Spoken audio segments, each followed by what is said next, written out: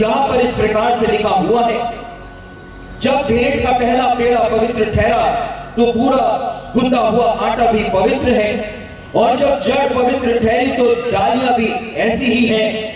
और यदि कई एक डालियां तोड़ दी गई और तो जंगली जलपाई होकर उनमें साटा गया और जलपाई की जड़ की चिकनाई का भागी हुआ है, तो डालियों पर घमंड ना करना, और यदि तू घमंड करे तो जान रख कि तू जड़ को नहीं परंतु जड़ तुझे संभालती है।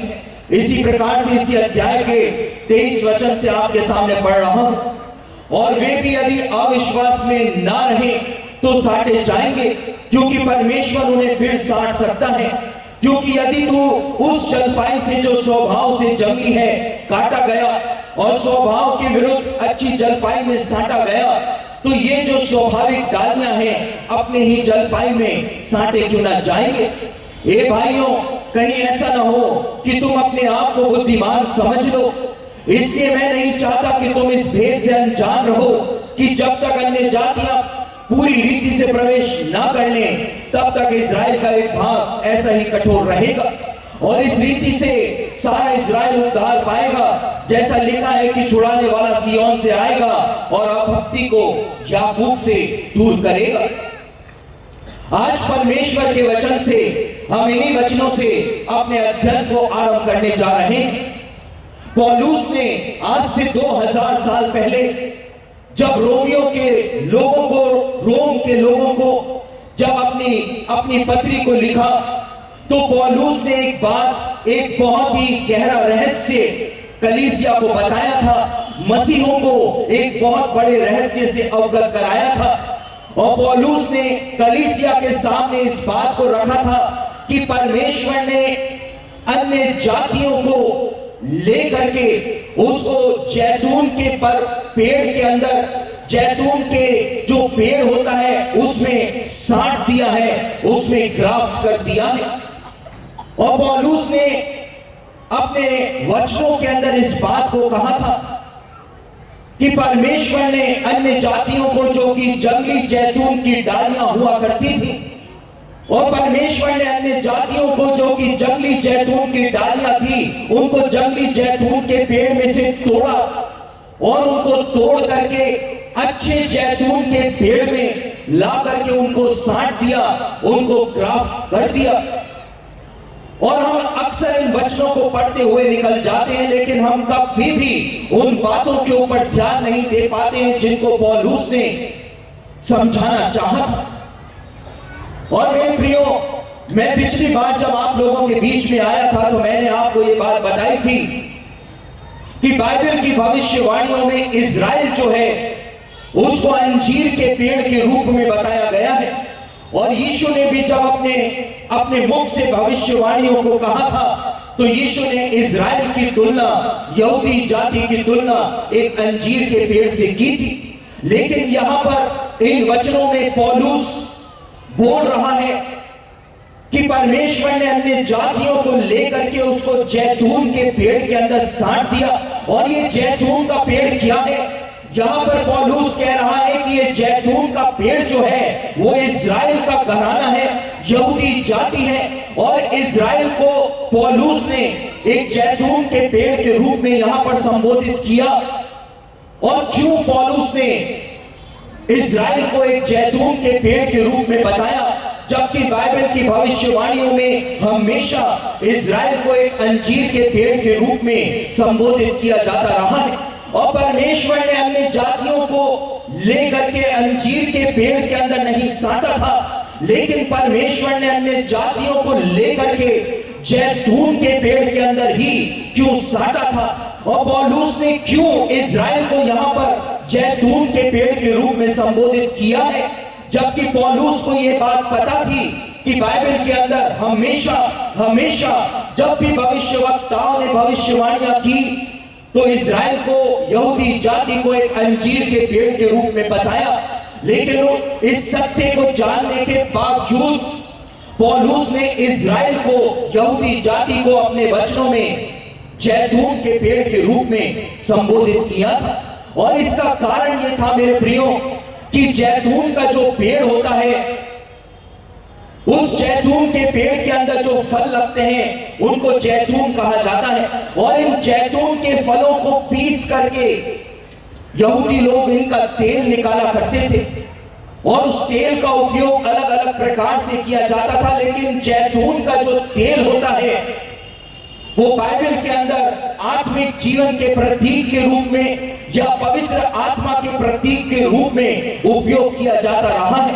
और जैतून जो होता है वो इज़राइल के भौतिक जीवन को नहीं, लेकिन क्योंकि जैतून का तेल आत्मिक जीवन से संबंध रखता था, इसलिए जैतून जो है, जैतून का पेड़ जो है वो इज़राइल के आत्मिक जीवन को हमेशा से ही प्रकट करता हुआ आया है। और इसी बात को पौलुस ने यहां पर लिखा। पौलुस ने कहा कि परमेश्वर ने अन्य जातियों को इज़राइल के भौतिक जीवन में नहीं, अंजीर के पेड़ में नहीं, लेकिन परमेश्वर ने अन्य जातियों को लेकर के यीशु के द्वारा उनको इज़राइल के आत्मिक जीवन के अंदर साट दिया है। और अन्य जातियां जो कि जंगली जलपाई की, जंगली जैतून की पेड़ की डालियां हुआ करती थी, उनको लेकर के परमेश्वर ने अच्छे जैतून के पेड़ में इज़राइल के आत्मिक जीवन के अंदर परमेश्वर ने अन्य जातियों को ग्राफ्ट कर दिया, उनको साट दिया। परमेश्वर ने अन्य जातियों को इज़राइल के आत्मिक जीवन के अंदर साट दिया है। और जितनी भी आशीषें इज़राइल के पास थी, उनके पास जितनी भी आत्मिक आशीषें थी, जब परमेश्वर ने अन्य जातियों को जैतून के पेड़ के अंदर साटा, इज़राइल के आत्मिक जीवन के अंदर साटा, ग्राफ्ट किया, तो अन्य जातियां इब्राहिम के उस आशीष की वारिस बन गई जो इज़राइल के पास मौजूद थी। जितनी भी प्रतिज्ञाएं परमेश्वर की इज़राइल के पास थी आत्मिक रूप से, वो सारी की सारी प्रतिज्ञाएं अन्य जातियों को, मसीहों को, कलीसिया को अपने आप ही प्राप्त हो गई। और जब परमेश्वर ने कहा कि जो तुमको छूता है वो मेरी आंख की पुतली को छूता है, और ये प्रतिज्ञा परमेश्वर ने इज़राइल से की थी। और क्योंकि परमेश्वर ने अन्य जातियों को लेकर के इज़राइल के आत्मिक जीवन के अंदर साट दिया था, इन प्रतिज्ञाओं की वारिस मसीही लोग बन गए, हम लोग बन गए, क्योंकि परमेश्वर ने हमको इज़राइल के आत्मिक जीवन के अंदर साट दिया था। लेकिन आपकी जानकारी के लिए मैं एक बहुत ही महत्वपूर्ण बात बताऊं। पौलुस ने इन वचनों के अंदर एक बात बताई। पौलुस ने कहा कि परमेश्वर ने जंगली जलपाई की, जंगली जैतून की डालियों को काटा, जो कि अन्य जातियों का प्रतीक थी, और उसको लेकर के अच्छे जलपाई के पेड़ में, अच्छे जैतून के पेड़ के अंदर, जो कि इज़राइल का घराना था, उसके आत्मिक जीवन के अंदर साट दिया। और मेरे प्रियो, आज से 2000 साल पहले इज़राइल के अंदर यरूशलेम में जो जैतून के पेड़ लगे हुए थे, और आज की तारीख में भी इज़राइल के अंदर यहूदी ऐसा ही करते हैं। लेकिन आज से 2000 साल पहले जो जैतून के पेड़ यरूशलेम के अंदर लगे रहते थे, और जब यरूशलेम के अंदर जो जैतून के पेड़ थे, जब वो जलने लगते थे, सूखने लगते थे, और जब जो मालिक होता था या जो माली होता था, जब उसको ऐसा महसूस होने लगता था कि अब ये जैतून का पेड़ जल जाएगा, ये जैतून का पेड़ सूख जाएगा, तो वो एक काम किया करते थे। और जितने भी माली होते थे वो यात्रा करके गलील में जाया करते थे। और गलील में जाकर के, क्योंकि गलील इसलिए जाते थे, गलील के अंदर जंगली जैतून के पेड़ बहुत तायत से लगा करते थे। और आज की तारीख में भी यरूशलेम के अंदर ही सबसे अच्छी क्वालिटी के जैतून के पेड़ लगे हुए हैं। लेकिन जंगली जलपाई, जंगली जैतून के पेड़ केवल गलील के अंदर आज से 2000 साल पहले पाए जाते थे। और आज भी जंगली जैतून के पेड़ गलील के क्षेत्र में ही पाए जाते हैं। और माली वहां पर जाकर के जंगली जैतून के पेड़ों की डालियों को काटा करते थे, और उन डालियों को लेकर के वापस यरूशलेम आया करते थे। और यरूशलेम आने के बाद उन डालियों को अच्छे जैतून के पेड़ के अंदर साट दिया करते थे। और मेरे प्रियो, जैसे ही जंगली जैतून की डालियां उस सूखते हुए, उस मुरझाते हुए, उस जलते हुए अच्छे जैतून के पेड़ में साटी जाती थी, तो वो जैतून का पेड़ जो सूख रहा होता था, केवल 3 दिन के अंदर वो वापस से रिवाइव हो जाया करता था, वापस से वो फलना फूलना शुरू कर देता था। और इसी बात को लेकर के पौलुस ने इन वचनों को लिखा था, क्योंकि यरूशलेम जो था वो यहूदियों का मुख्यालय हुआ करता था, लेकिन गलील के क्षेत्र में जहां पर यीशु सेवा करता था, गलील के अंदर आज से 2000 साल पहले अन्य जातियां वहां पर रहा करती थी, इसीलिए गलील को अन्य जातियों का गलील कहा जाता था।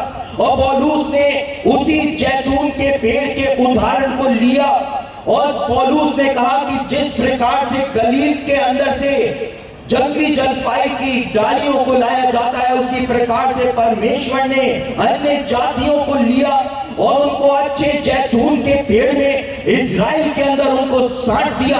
और जो परमेश्वर ने इज़राइल के आत्मिक जीवन में अन्य जातियों को साटा, क्राफ्ट किया, वो यीशु के द्वारा किया गया था। और मैंने आपको बताया कि ये जंगली जलपाई के डालियां जब अच्छे जैतून के पेड़ के अंदर साटी जाती थी, तो 3 दिनों के अंदर ही वो पेड़ वापस से रिवाइव हो जाया करता था, जलता हुआ पेड़ वापस से फलवंत हो जाया करता था। और इसी कारण जब यीशु 3 दिनों के बाद कब्र में से निकल करके बाहर आ गया, मुर्दों में से जी उठ करके बाहर आ गया, और जैसे ही यीशु जी उठ करके बाहर आ गया 3 दिनों के बाद, और परमेश्वर ने अन्य जातियों को लेकर के इज़राइल के आत्मिक जीवन में साट दिया। इज़राइल का आत्मिक जीवन जो कि उस समय पूरी तरह से जल चुका था, सूख चुका था, परमेश्वर ने उस आत्मिक जीवन को वापस से फ्लरिश कर दिया, वापस से उसको उपजाऊ बना दिया। और प्रेरित लोग खड़े हो गए, कलीसिया की स्थापना हो गई, और इस प्रकार से मसीहत यहूदियों के बीच में फैल गई। लेकिन ये जैतून का पेड़ जो इज़राइल के अंदर आज भी लगा करता है, आप यहां पर देख सकते हैं, जैतून के पेड़ का बडिंग सीजन जो होता है, जिसमें जैतून के पेड़ के अंदर फूल निकलने शुरू होते हैं, फल नहीं, फूल निकलने शुरू होते हैं। पहले जैतून के पेड़ के अंदर फूल निकलते हैं, उसके बाद जैतून के पेड़ के अंदर फल आते हैं। और ये जैतून के पेड़ के अंदर जो फूल निकलना शुरू होते हैं मेरे प्रियो, ये ठीक उस समय होते हैं जब इज़राइल के अंदर पेंतिकुस्त का पर्व मनाया जाता है। जिस दिन इज़राइल के अंदर पेंतिकुस्त का पर्व मनाया जा रहा होता है, आज की तारीख में भी इज़राइल के अंदर आप जैतून के पेड़ों को देखें यरूशलेम में, तो उनमें फूल ही फूल लगे हुए आपको दिखाई देंगे। और जिस दिन इज़राइल के अंदर जो जैतून के पेड़ का बडिंग सीजन होता है, जिस दिन जैतून के पेड़ के अंदर फूल निकल जाते हैं, फूल खिल जाते हैं, ठीक उसी दिन परमेश्वर ने आज से 2000 साल पहले अन्य जातियों को ले जाकर के इज़राइल के आत्मिक जीवन के अंदर पेंतिकुस्त के दिन ही साट दिया था, जब पवित्र आत्मा पेंतिकुस्त के दिन बड़ी सामर्थ के साथ कलीसिया पर यहूदियों के ऊपर उतर गया। लेकिन ये जैतून के पेड़ जो इज़राइल के अंदर पाए जाते हैं, इसमें एकाएक ही फल नहीं लग जाते हैं, एकदम से फल उत्पन्न नहीं होते हैं। लेकिन पेंतिकुस्त का पर्व बीतने के 2 महीने के बाद जैतून के पेड़ के अंदर फल लगने आज भी शुरू हो जाते हैं। जब पेंतिकुस्त का पर्व बीत जाता है और पेंतिकुस्त के पर्व के बीतने के 2 महीने के बाद जैतून के पेड़ के अंदर जैतून उत्पन्न हो जाती हैं, उसके अंदर फल उत्पन्न हो जाते हैं। और जिस प्रकार से जैतून का पेड़ जो कि पेंतिकुस्त के पर्व के समय अपने फूलों को उत्पन्न करता है, उसी प्रकार से बाइबल में बताया हुआ है कि पेंतिकुस्त के दिन ही जब पवित्र आत्मा उतरा, तो परमेश्वर ने अन्य जातियों को इज़राइल के आत्मिक जीवन के अंदर साट दिया था। और मेरे प्रियो, 2 महीने के बाद जब जैतून के पेड़ के अंदर फल लगते हैं, वो सीजन जो है वो आज हमारे सामने आ रहा है।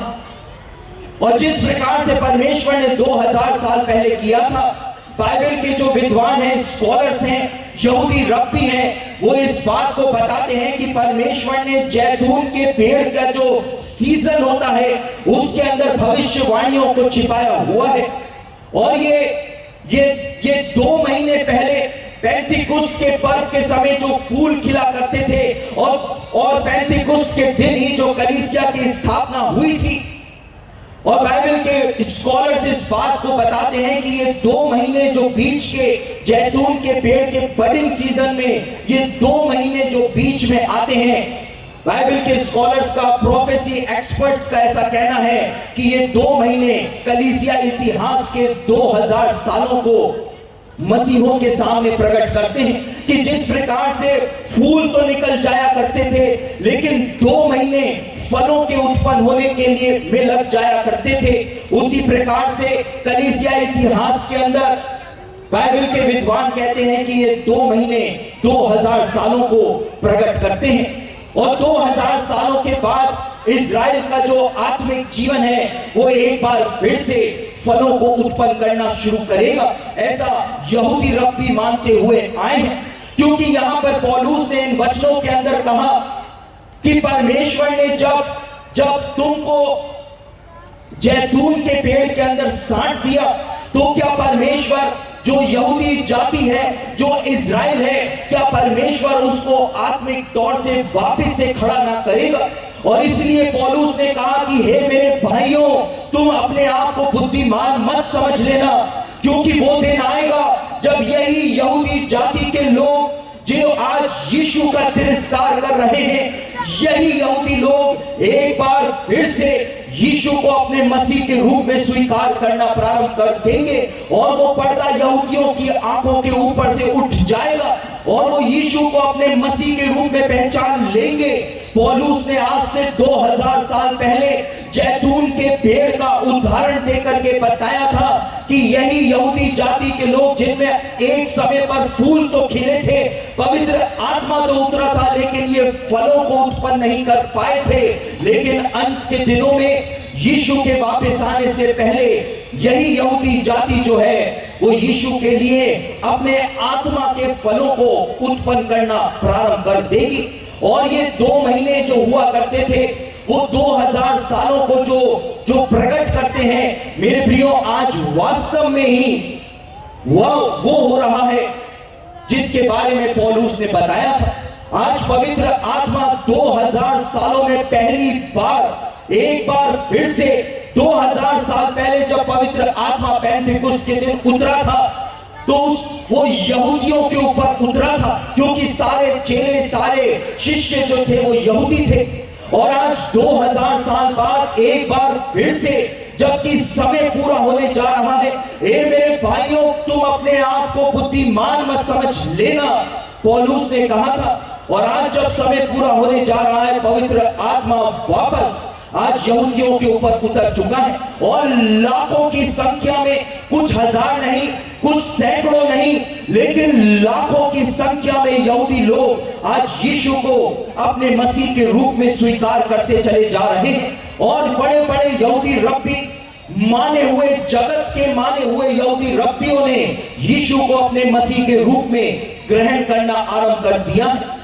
और मेरे प्रियो, इतने माने हुए यहूदी रब्बी कि इजराइल के प्रधानमंत्री जो हैं वो भी उनके पास जाकर के सलाह मशवरा करते हैं। इतने बड़े, इतने महान यहूदी रब्बी जो इजराइल में हैं, अपनी मृत्यु से पहले एक बात बता करके आज यहूदियों को जा रहे हैं। लेकिन आज कलीसिया इतिहास के अंदर पहली बार मसीहों के सामने ऐसा समय आ चुका है मेरे प्रियो, जब पहली बार इतिहास के अंदर आज वो हो रहा है जो पहले कभी भी नहीं हुआ। इजराइल का आत्मिक जीवन, वो जैतून का पेड़ आज वापस से फल उत्पन्न कर रहा है। 2000 साल बाद आज वापस से कलीसिया और इजराइल दोनों मिलकर के यीशु के लिए फलों को उत्पन्न कर रहे हैं, सुसमाचार का प्रचार कर रहे हैं, जो पहले कभी भी नहीं हुआ। कभी भी कलीसिया इतिहास में मसीहों के सामने ऐसा नजारा नहीं आया कि यहूदियों पर इस प्रकार से पवित्र आत्मा उतर जाए, लेकिन आज ऐसा हो रहा है, ऐसा हो रहा है।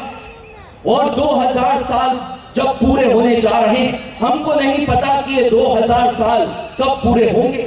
आज हम 2016 में जी रहे हैं, लेकिन हमारा जो कैलेंडर है वो भी कोई सही कैलेंडर नहीं है। हमको नहीं पता है कि ये 2000 साल पूरे भी हो चुके हैं या नहीं पूरे हुए हैं। दुनिया का कोई भी कैलेंडर जो है वो परफेक्ट कैलेंडर, एक्यूरेट कैलेंडर नहीं है, इसलिए किसी को भी नहीं पता है कि ये 2000 साल कब पूरे होंगे। केवल परमेश्वर को पता है, केवल परमेश्वर ही जानता है कि ये 2000 साल कब पूरे हो जाएंगे।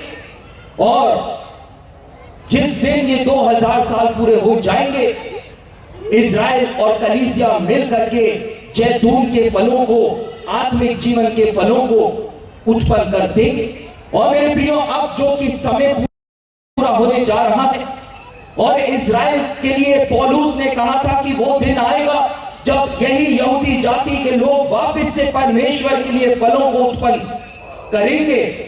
और 2000 सालों के इतिहास में पहली बार 9 सितंबर 1813 में 41 यहूदियों ने ग्रेट ब्रिटेन के अंदर पहली बार यीशु को अपने मसीह के रूप में ग्रहण कर लिया था, क्योंकि समय जो है वो निकट आता चला जा रहा था और अब पवित्र आत्मा जो है वो यहूदियों के ऊपर उतरना प्रारंभ हो गया था। और 9 सितंबर 1813 में ग्रेट ब्रिटेन में 41 यहूदियों ने बपतिस्मा लेकर के यीशु को ग्रहण कर लिया और उन्होंने इतिहास की पहली यहूदी मंडली की नींव उस दिन डाल दी थी, जिसका नाम उन्होंने बने अब्राहम, यानी अब्राहम के बेटे, उस कलीसिया का नाम उन्होंने रख दिया था।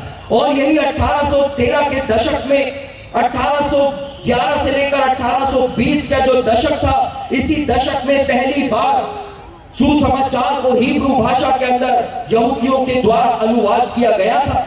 1867 में यानी 1867 में ग्रेट ब्रिटेन में हिब्रू क्रिश्चियन अलायंस का जन्म हुआ था।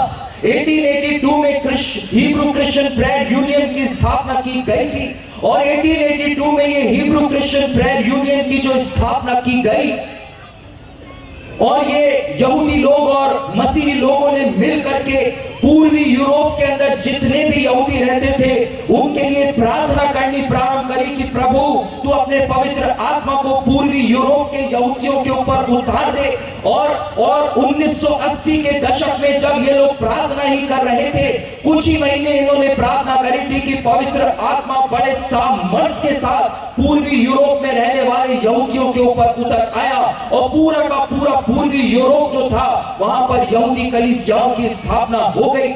1990 के दशक में चोजन पीपल मिनिस्ट्रीज और ज्यूस फॉर जीसस नामक संस्थाओं की स्थापना हुई।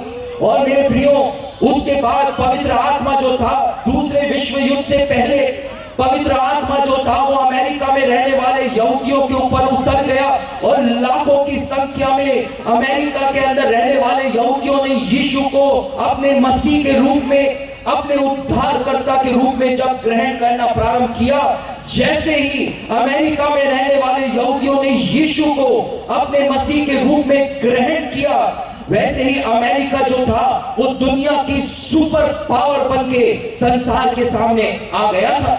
और 1967 में जब 2000 सालों के बाद यरूशलेम पर यहूदियों का अधिकार हो गया, तो 2000 सालों में पहली बार जब यहूदी यरूशलेम के अंदर पहुंच गए तो पवित्र आत्मा की बारिश जो थी वो ना केवल यहूदियों पर लेकिन पूरे संसार के अंदर होना प्रारंभ हो गई। और वो पवित्र आत्मा की बरसात जो 1967 से होना प्रारंभ हुई वो आज की तारीख तक होती चली जा रही है। उसकी रफ्तार तेज पर तेज, तेज पर तेज, तेज पर तेज होती चली जा रही है और यहूदी लोग यीशु को ग्रहण कर रहे हैं, अन्य जातियां यीशु को ग्रहण कर रही हैं। और अब अन्य जातियों की कलीसिया और यहूदी कलीसिया मिल करके जिस प्रकार से जंगली जलपाई को लेकर के परमेश्वर ने अच्छे जैतून के पेड़ के अंदर साट दिया था ताकि ये दोनों मिलकर के अच्छे फलों को उत्पन्न करें, उसी प्रकार से आज पहली बार 2000 सालों में यहूदी मंडली और कलीसियाई मंडली मिल करके परमेश्वर के लिए आत्मिक फलों को उत्पन्न कर रहे हैं। और मेरे प्रियो, में एक बात आपको बताऊं, आप यहां पर देख सकते हैं, एक बाइबल मेरे हाथ में है और ये बाइबल जो है वो एक ऐतिहासिक बाइबल है और कलीसियाई युग में कभी भी ऐसी बाइबल जो है कलीसिया के सामने नहीं आई। और इस बाइबल की सबसे बड़ी विशेषता क्या है, ये क्यों ऐतिहासिक है, इसका अभी अभी प्रकाशन किया गया है। और ये इसलिए ऐतिहासिक नहीं है कि इसका अभी अभी प्रकाशन किया गया है, लेकिन इसके अंदर एक विशेष बात हमको देखने को मिलती है।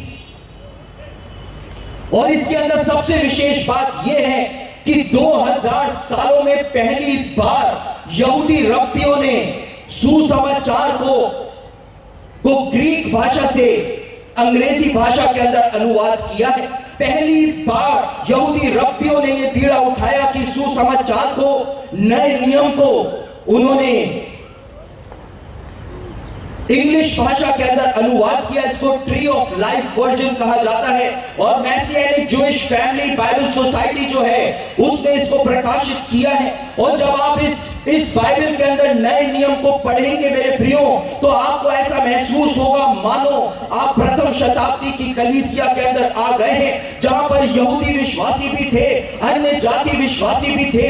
इस बाइबल को जब नए नियम को आप पढ़ेंगे तो आपको महसूस होना, ऐसा फील होना शुरू हो जाएगा जैसे हमने वापस से प्रेरितों के समय की कलीसिया की ओर बढ़ना शुरू कर दिया है। और जितनी भी गलतियां, जितनी भी त्रुटियां अंग्रेजी की किंग जेम्स वर्जन बाइबल में पाई जाती थी, उन सब त्रुटियों को, गलतियों को यहूदी रब्बियों ने नए नियम में से दूर करके एक बिल्कुल नई बाइबल को, जो उन्होंने खुद ट्रांसलेट करी है, अनुवाद करके मसीहों के सामने रखी है। इसमें कोई भी गलती, ऐसी कोई भी गलती नहीं पाई जाती। यानी कि जो कभी भी नहीं हुआ वो आज पहली बार इतिहास में हमारे समय में हो रहा है। यहूदी रब्बी सुसमाचार की ओर भाग रहे हैं, उनके आत्मिक जीवन से वो फल उत्पन्न करते चले जा रहे हैं। और आज दुनिया भर में जितने भी मसीही लोग हैं, अलग अलग देशों में उन्होंने यहूदियों की तरफ मुड़ना शुरू कर दिया है। और मेरे प्रियो, आपकी जानकारी के लिए मैं बताऊं तो चाइना के अंदर, चीन में जो कलीसिया मौजूद है, वो बाहरी दान, करोड़ों रुपए का दान जो है वो इजराइल भेज रहे हैं वहां के मसीही, ताकि इजराइल जो है वो मजबूत हो सके। और ब्लेस इजराइल मूवमेंट के नाम से चाइना के अंदर कलीसियाओं के अंदर दान इकट्ठा किया जा रहा है। ब्राजील के अंदर जो कलीसियाएं हैं वो तंबुओं का पर्व, जिस प्रकार से यहूदी लोग तंबुओं का पर्व मनाते हैं, उसी प्रकार से कलीसियाओं के कैंपस के अंदर तंबुओं का पर्व ब्राजील के अंदर मनाया जा रहा है। अफ्रीका के अंदर जो देश हैं, वहां पर जब आराधना की जाती है तो विश्वासी अपने हाथ में इजराइल के झंडों को लेकर के लहराते हैं कलीसियाई आराधना में। साउथ अमेरिका के अंदर जो कलीसियाई आराधना हो रही है, उसमें मैसियानिक म्यूजिक, जो यहूदियों का म्यूजिक है, उसका इस्तेमाल किया जा रहा है। और हमारे भारत के अंदर प्रे फॉर इजराइल करके एक आंदोलन को चलाया जा रहा है कि इजराइल के लिए प्रार्थना करो।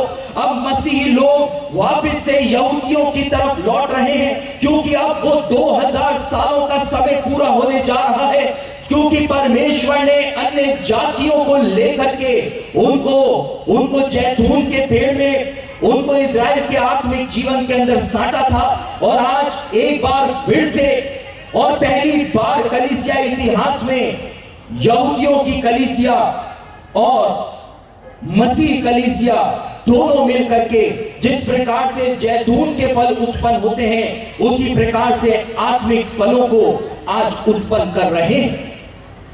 आज वो हो रहा है जो पहले कभी भी मसीही विश्वासियों ने नहीं देखा। कभी भी ये बातें कलीसिया के सामने आई ही नहीं कि ऐसा होगा। हमेशा मसीहों ने इस बात को देखने की चाहत रखी कि जब ये सब कुछ होगा वो दिन कैसे होंगे, लेकिन वो ना देख पाए। हम इन सब बातों को अपनी आंखों से आज पहली बार देख रहे हैं। बाइबल की भविष्यवाणियां पवित्र आत्मा के सामर्थ्य से जो की गई थी, वो पहली बार आज हमारे समय में पूरी होती चली जा रही। रखी है। जिस एक तरफ वो जैतून का पेड़ इजराइल का आत्मिक जीवन फल उत्पन्न कर रहा है, एक तरफ इजराइल का भौतिक जीवन वो अंजीर का पेड़ फल उत्पन्न कर रहा है, एक तरफ कलीसिया के ऊपर पवित्र आत्मा आज उतरता चला जा रहा है। लाखों की संख्या में लोग शैतान की गुलामी को छोड़ करके, पाप की गुलामी को छोड़ करके परमेश्वर के राज्य में प्रवेश कर रहे हैं। एक तरफ भविष्यवक्ताओं के द्वारा कही गई बातें जो हैं वो बातें आज पूरी हो रही हैं। अब कितना अधिक सचेत, कितना अधिक गंभीर अपने आत्मिक जीवन के विषय में हमको हो जाना है। हम कब तक इन सब बातों को नजरअंदाज करते चले जाएंगे? और जैसा मैंने पहले दिन भी कहा कि मुझे वो बेकार की बात ना सुनाए, मुझको वो बेकार की बात कह करके तर्क ना दे कि अभी तो यीशु के आने में बहुत समय बाकी बचा है। ये बेकार के तर्क आप मुझको ना दें, क्योंकि आप विश्वास करें या ना करें किसी को कोई फर्क नहीं पड़ेगा। आप विश्वास करेंगे तो उसमें आपका लाभ है, आप विश्वास नहीं करेंगे तो इसमें किसी को कोई नुकसान नहीं, क्योंकि परमेश्वर के वचन को आपके दिए हुए सर्टिफिकेट की जरूरत नहीं है। परमेश्वर सामर्थी है कि अपने वचन को वो आज पूरा कर रहा है, हमारी आंखों के सामने पूरा करके दिखा रहा है। और यदि इन सब बातों को जानने के बाद, इन सब बातों को सुनने के बाद, देखने के बाद भी यदि हम विश्वास नहीं करते हैं, अपने मन को नहीं फिराते हैं, तो फिर हमसे ज्यादा अभागा व्यक्ति, हमसे ज्यादा अभागा मसीही और दूसरा फिर कोई भी नहीं है। मेरे प्रियो, आज वो प्रश्न चिन्ह मसीही कलीसिया के सामने आ गया है कि क्या आप तैयार हैं? यदि आज यीशु आ जाए तो आपके और आपके परिवार का भविष्य क्या होगा?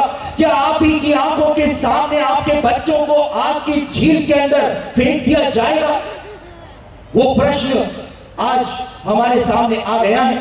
आज तो हम अपने बच्चों को एमटेक करा सकते हैं, आईटी करा सकते हैं, आईएएस आईपीएस बना सकते हैं, आईसीएस के अंदर भेज सकते हैं, विदेशों के अंदर पढ़ने भेज सकते हैं। लेकिन यदि आज आप अपने बच्चों को परमेश्वर का भय मानना नहीं सिखा रहे हैं, परमेश्वर के पीछे चलना नहीं सिखा रहे हैं, तो वही बच्चे जब आपकी आंखों के सामने आग की झील में फेंक दिए जाएंगे और आप कुछ भी नहीं कर पाएंगे, उस दिन क्या होगा?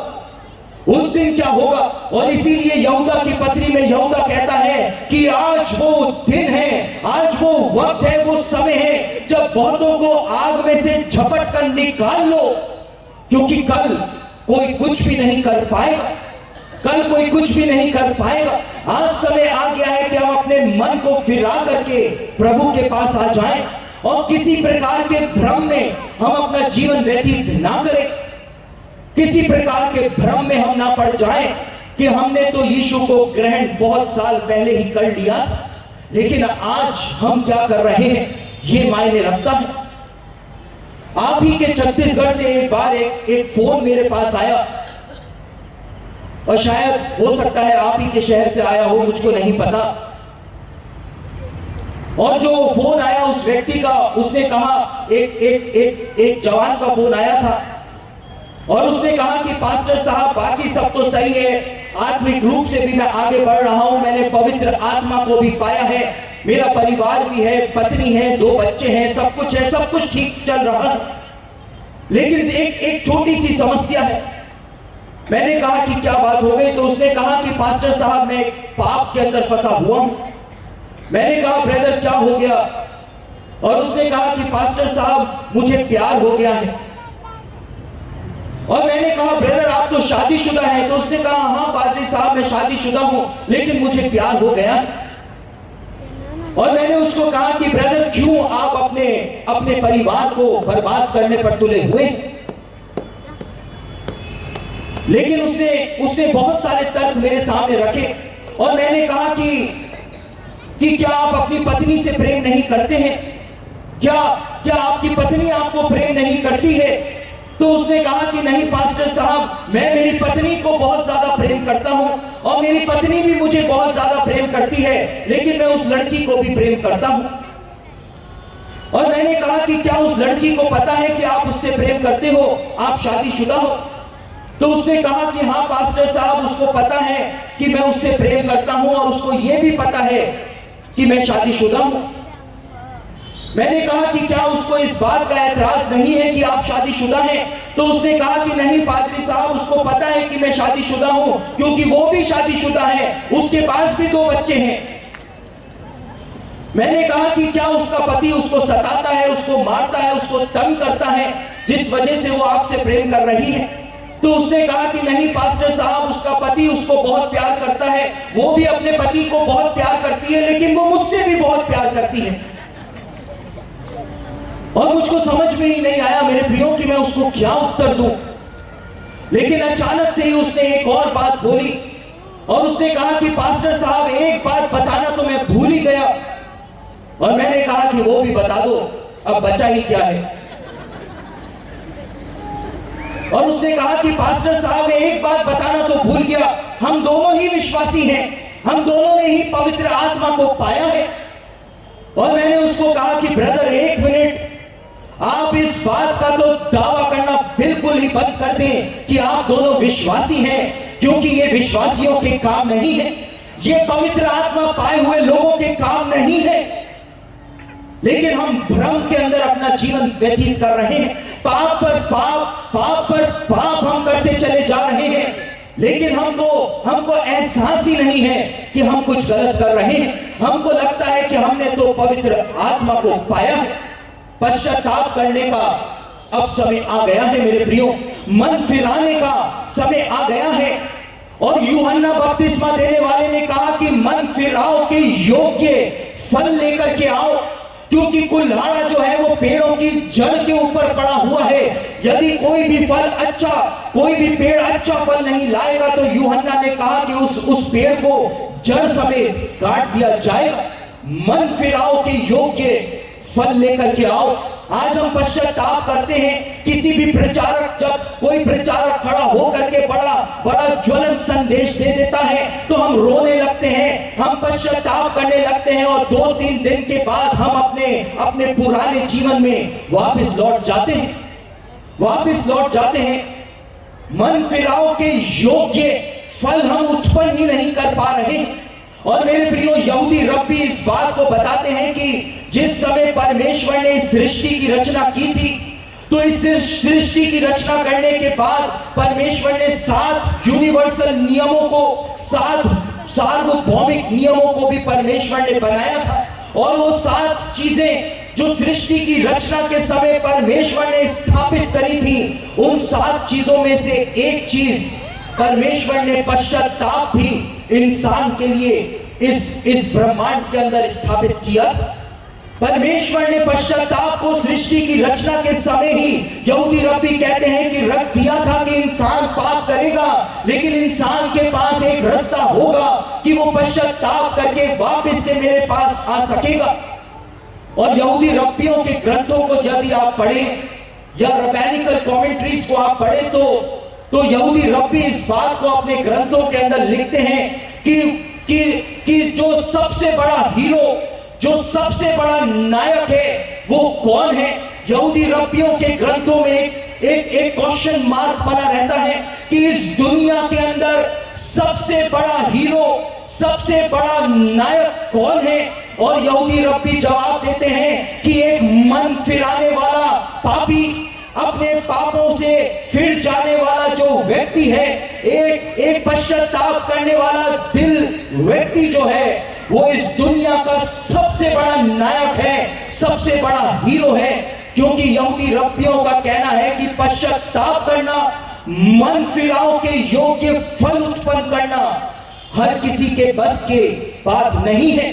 इसलिए जो वास्तव में अपने पापों से पश्चाताप करके प्रभु के पास आता है, उसको यहूदी रब्बी इस दुनिया का सबसे बड़ा नायक घोषित करते हैं, सबसे बड़ा नायक घोषित करते हैं। और पतरस ने कहा कि तुम्हारा निकम्मा चाल चलन जो बाप दादों के समय से चला हुआ आता है। हम लोग मेरे प्रियो पश्चाताप तो करते हैं, रोते हैं, आंसू तो बहाते हैं, लेकिन हम 2-3 दिन के बाद सारी बातों को भूल जाते हैं। और यीशु ने जब पहली बार प्रचार किया तो यीशु ने कहा कि मन फिराओ, क्योंकि परमेश्वर का राज्य निकट आ पहुंचा है। और जो शब्द यीशु ने इस्तेमाल किया था मन फिराओ, ग्रीक भाषा में उसके लिए मेटानोइया शब्द का इस्तेमाल हुआ है। और ये मेटानोइया जो शब्द था, इसका मतलब मन फिराओ नहीं होता है। इसका मतलब होता है कि जिस रास्ते के ऊपर तुम चलते चले जा रहे हो, वहां से पूरी तरह से घूम करके, पूरी तरह से मुड़ करके मेरे पास वापस आ जाओ, क्योंकि परमेश्वर का राज्य निकट आ पहुंचा है। आज समय आ गया है कि हम मन फिराओ की योग्य फल लेकर के आ जाएं, अपने जीवनों को परमेश्वर के सामने खोल करके रख दें। मेरे प्रियो, हम लोग कई कई साल पुराने विश्वासी हो सकते हैं, लेकिन आज यदि यीशु आ जाए तो क्या हमारे जीवन उसके लिए पूरी तरह से तैयार हो चुके हैं? आज परमेश्वर उन सारी बातों को पूरा कर रहा है जिनके बारे में केवल हम पढ़ते रहे हैं, केवल उन बातों को सुनते रहे, लेकिन हमारी आंखों के सामने परमेश्वर ने उन बातों को पूरा करना शुरू कर दिया है। अब समय आ गया है कि हम होशो हवास के अंदर आ जाएं, हम जाग जाएं, हम पूरी तरह से जागरूक हो जाएं, क्योंकि परमेश्वर का पुत्र, हमारा राजा, हमारा प्रभु, हमारा उद्धारकर्ता यीशु अब बादलों पर सवार होकर के अपनी स्वर्गीय सेना के साथ वापस आने वाला है, वापस आने वाला है। आज समय आ गया है कि हम मन फिराओ के योग्य फल लेकर के आ जाएं। मेरे प्रियो, हम सब अपने स्थानों पे खड़े हो जाएंगे। मैं आप लोगों के लिए प्रार्थना करने जा रहा हूं।